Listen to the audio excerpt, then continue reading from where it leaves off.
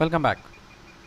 जो हमने पढ़ा है universal declaration of human rights, उसके बारे में ये जानकारी है कि while not a legally binding treaty itself, वो खुद लीगली बाइंडिंग नहीं है, लेकिन उसके जो प्रिंसिपल्स हैं वो लीगली बाइंडिंग इंटरनेशनल एग्रीमेंट्स के पार्ट हैं।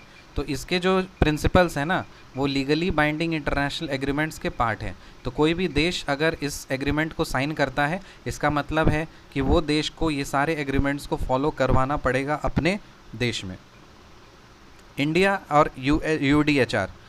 India was a signatory to UDHR and made many contributions towards the formation of Universal Declaration of Human Rights on various themes such as women rights, non-discrimination, freedom of movement, right to work, secularism, etc.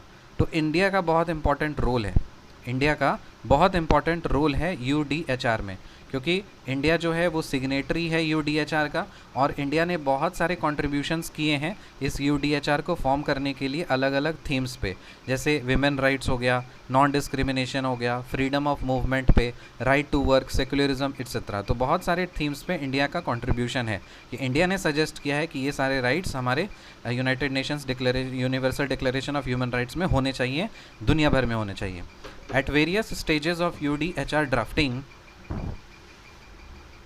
At various stages of UDHR drafting, India was represented by Hansa Mehta, MR Masani and Lakshmi Menon. तो UDHR draft जब हो रहा था तो India से कौन represent करे थे? 3 लोग इंडिया से रिप्रेजेंट करे थे। एक है हंसा मेहता, दूसरा MR मसानी और लक्ष्मी मेनन। हंसा मेहता, MR मसानी और Lakshmi Menon. So at various stages of UDHR drafting, India was represented by Hansa Mehta, MR Masani and Lakshmi Menon. Hansa Mehta is credited with altering all men are born free and equal.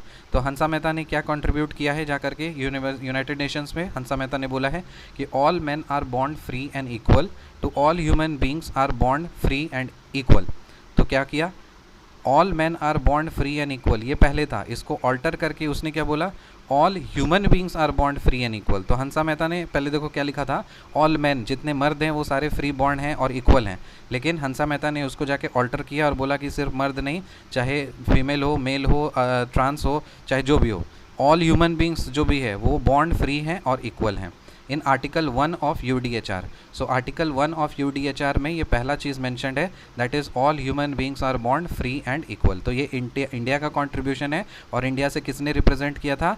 3 लोगों ने represent किया था, Hansa Mehta, MR Masani और लक्ष्मी मेनन, जिसमें से all man are born free and equal को alter करके all human beings are born free and equal किसने कराया था? हंसा मेहता ने। अब देखिए यूनाइटेड नेशंस में एक और पार्ट है VDPA। VDPA का मतलब होता है Vienna declaration and programme of action. VDPA का फुल फॉर्म क्या होता है? Vienna declaration and programme of action. 2023 marked the 30th anniversary of Vienna declaration and programme of action. तो 2023 में इसका 30th बर्थडे मनाया गया था, और UNHRC का कितना बर्थडे मनाया गया था? सॉरी, UDHR का बर्थडे कितना मनाया गया था? UDHR का 75th बर्थडे मनाया गया, और 2023 में VDPA का 30th एनिवर्सरी मनाया गया। सो VDPA का फुल फॉर्म क्या है? Vienna declaration and programme of action. So VDPA are human rights declared adopted, human rights declaration adopted at the world conference on human rights in 1993 in Vienna, Austria. और Austria का capital क्या है? वीना। सो VDPA जो है ये human rights declaration है, जो कि अडॉप्ट किया गया है कहाँ पे? World conference on human rights. World conference on human rights कब अडॉप्ट किया गया था? VDPA कब बना था? 1993 में बना था, और कहाँ पे बना था?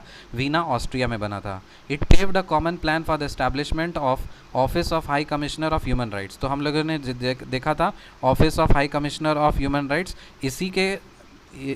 इसी ने एक रास्ता बिछाया था। It paved a common plan for the establishment, इसी से वो बना था office of high commissioner of human rights. समझ में आया? So Vienna declaration and programme of action, that is VDPA.